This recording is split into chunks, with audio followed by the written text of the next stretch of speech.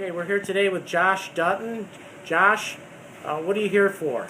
We're doing a camera inspection of the underground drain and sanitary sewer system. Okay. Basically to make sure that, first and foremost, that there's no structural problems with the pipe. We don't want the customer to get into the house and then a month later have a plumber in the front yard or in the street with a backhoe replacing broken pipes. Secondly, we're looking for maintenance type issues. Tree root intrusion, which would be fairly common with the crock pipes that are normal to this area, and this one certainly does have some tree root intrusion at a couple of the hubs with the crock pipe, but certainly nothing that a little bit of maintenance shouldn't be able to take care of. Okay, Josh, just tell us what makes you qualified to do this type of inspection. I was a plumbing contractor in this area for 15 years. I've done the snaking of these lines. I've done the excavation and installation of these lines on the exterior. So I'm very familiar with sewer line issues in this area. And Josh, would you share with us what you found with respect to this sewer line in this house? Well, this line has it's cast iron pipe from the house to about 45 feet, and at 45 feet it transitions to a 6-inch crock pipe. Crock pipe is a clay ceramic tile pipe, terracotta. Most of the time at the hub connections for the crock pipes, you have your pipe inside of the hub. Most of the time they'll pack that hub with oakum, maybe tar the joint or mortar around it. Well, that stuff starts to break down over the years, and groundwater starts to leak in, and tree roots follow groundwater. So that's how we end up seeing tree roots in these crock sewer lines, which is what we're seeing right now on the monitor. Okay, should we go to the monitor now? Sure. All right. Why don't you? All right. So right now, once again, we're in a 6-inch crock pipe right now, and as I pull back here, you can see how basically we've got about a 90% blockage with tree roots.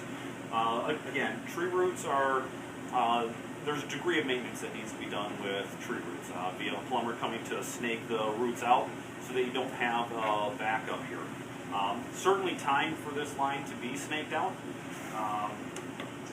Certainly before your housewarming party. Last thing you want to do is have a bunch of people over here and using the drains and starting to get a backup out of the floor drains. Here's another connection right here where,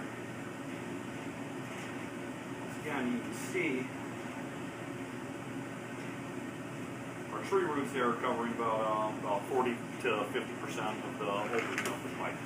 But again, that is strictly just a maintenance type issue. So once we have that removed, what preventative can we do? Well, homes with tree roots, again, maintenance needs to be done on the line via snaking it. Same way that you're going to be changing your furnace filter every so often, you should be snaking this line out every so often. As of right now, though, it's like, some houses need to be snaked out once a year, some are once every 5 years. We don't know what type of house this is yet, unless the previous owner is disclosed.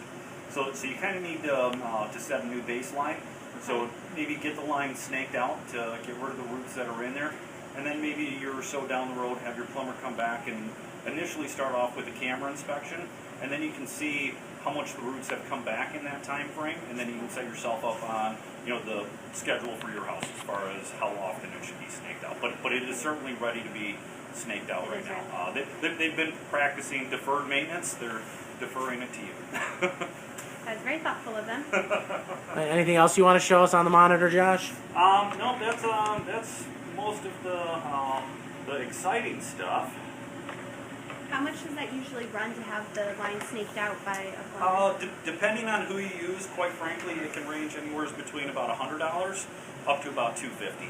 Okay. A lot of times, guys on the lower end of the price point, you get what you pay for. They come in with a little 1-inch cutter because it's quick and easy for them.